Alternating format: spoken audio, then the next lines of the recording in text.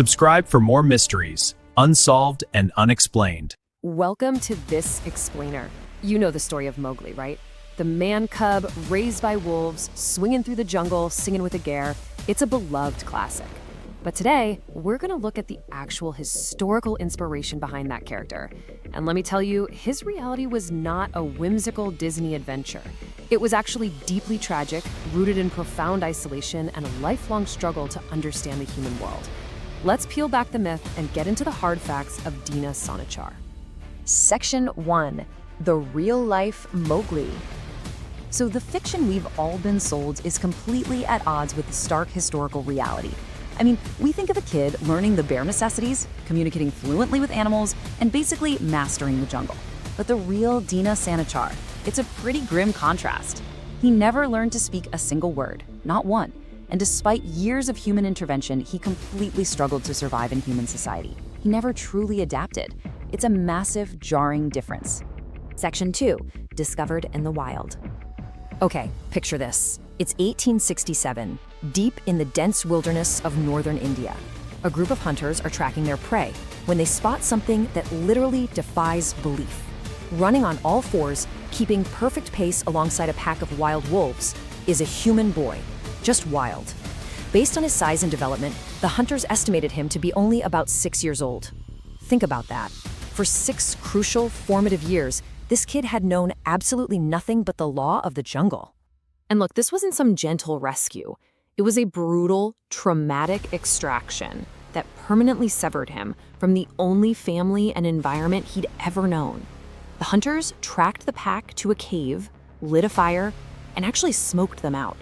When the wolves bolted from the suffocating smoke, the hunters shot and killed the female wolf, which to this boy was his surrogate mother. In all the chaos, the terrified wild kid was captured. So from his perspective, he wasn't being saved at all, right? He was being abducted by alien creatures. Section 3. Captivity and the orphanage. So suddenly thrust into the rigid, totally structured world of colonial India, the boy was brought to the Sikandra Mission Orphanage in Agra. Because he arrived on a Saturday, they simply gave him the Urdu name for that day, Dina Sanichar. The orphanage's superintendent, Father Erhard, was almost stunned by how deeply ingrained the boy's wildness actually was. He explicitly noted that Sanichar was strictly a wild animal, living on raw meat and entirely savage. Despite the missionaries' intense efforts to civilize him, they quickly realized that stripping the jungle out of this boy was going to be nearly impossible. What the orphanage was dealing with here is a feral child. Dina Sanichar is a literal, historical test case of this phenomenon. Because he lived completely isolated from human contact during his absolute earliest developmental years, he had zero baseline experience of human care, behavior, or language. For us looking back today, his life gives us this profound psychological insight into the extreme limits of human adaptation. It shows us what actually happens when those early windows for socialization are just entirely missed. Section 4. Feral behaviors and struggles.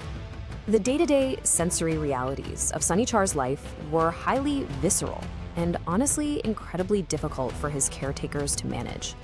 He absolutely despised the cooked food the orphanage provided. Hated it. He preferred to eat raw meat exclusively. He would even gnaw on bare animal bones to sharpen his teeth exactly like a canine would. He violently rejected wearing clothing, frequently just tearing off whatever the missionaries forced onto him. And instead of using words, he communicated in these animalistic grunts and growls. Plus, for a really long time, he refused to walk upright, choosing to run strictly on all fours. But within all that severe isolation, something truly remarkable and deeply poignant happened. While he completely failed to bond with any of his human caretakers, he did form a strange, deeply empathetic friendship. It was with another feral child who was later brought to the mission. They couldn't speak a single word to each other. It was an entirely silent bond. But they just understood each other. They shared this silent bond of trauma and displacement, finding comfort in the only other being alive who actually knew what it felt like to be torn from the wild. Yet, in a very bizarre twist of fate, despite actively rejecting human language, clothes, and basically all social customs, he surprisingly picked up one highly destructive human habit. After being introduced to tobacco by the men around him, he developed a severe addiction to it. Dina Sanichar became a heavy, lifelong chain smoker. Ironically, it was one of the very few bridges, albeit an incredibly toxic one, between his wild nature and the human world he was forced to inhabit. Section 5. The Jungle Book Connection. The parallels, and especially the divergences between reality and fiction here, are fascinating. Rudyard Kipling actually lived in India during Sanichar's life, and historians widely believe he used these stark historical facts as the foundation for his highly romanticized tale, The Jungle Book. I mean, both originate from wolf caves in India, but honestly, the similarities basically end right there. Sanichar only used animal grunts. Mowgli is a linguistic genius. Sanichar ate raw meat and bones. Mowgli seamlessly adapts to cooked food. The ultimate tragedy, though, Mowgli becomes this master of two worlds, while Sanichar never truly assimilated into either. Because of this deep inability to adapt, Sanichar's reality was tragically brief. Unlike Mowgli, who gets to live on in endless grand adventures, Dina Sanichar passed away in 1895. He was only 29 years old.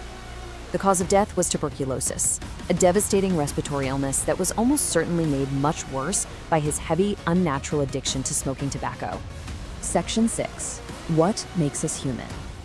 To truly understand why this explainer matters, we have to look past just the biography of this one boy.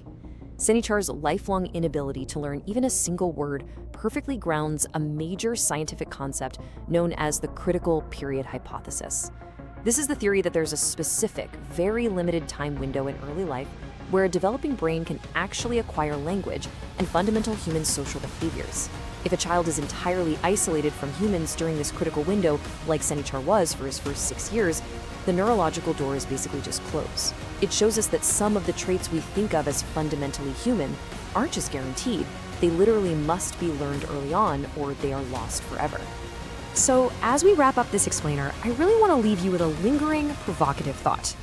When we look at the incredibly tragic life of Dina Sanichar, the boy raised by wolves who could never quite become a man, it begs a massive question.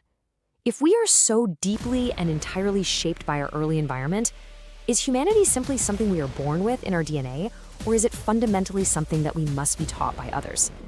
Thanks for exploring this fascinating topic with me. Keep asking questions, and we'll catch you next time.